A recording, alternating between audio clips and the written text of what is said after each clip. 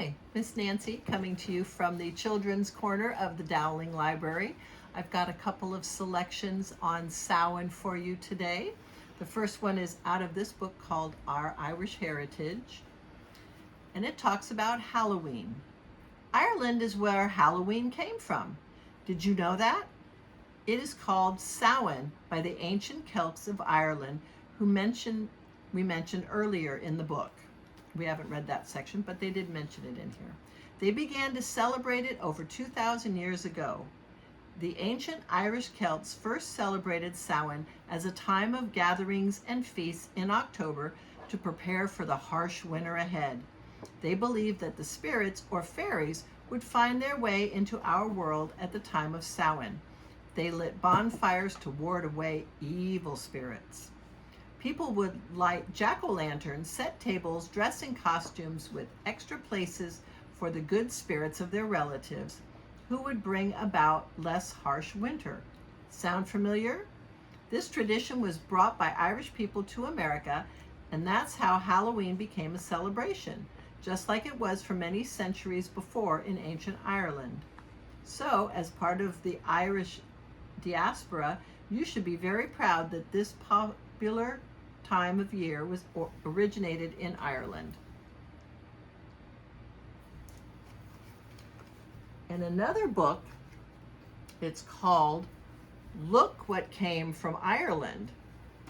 And there's all kinds of different things in here, but we are going to focus on the section about holidays.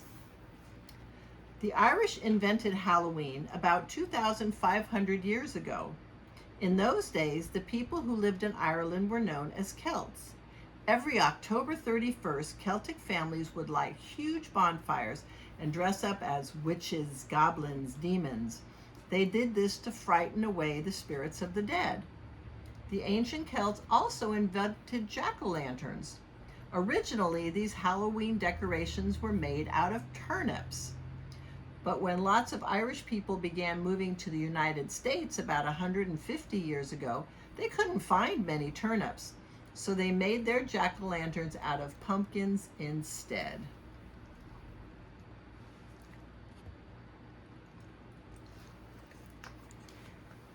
Now, we do have a few more books, but I'm only going to show you the cover of them because some of them, the stories are too spooky for little people.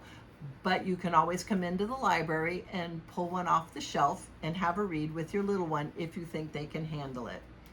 So there's this book.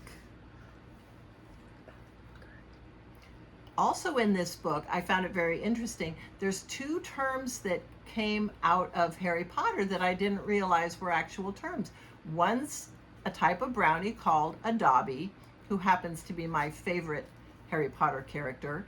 And there's also boggarts in here, those evil creatures that live in the trunks up in Hogwarts. So there's references to those as well in here. This book, The Lively Ghosts of Ireland, that one might be good for older children. Also, True Irish Ghost Stories. So that one would be interesting to find out which of the places that you have visited on a trip might have been haunted at one point or still.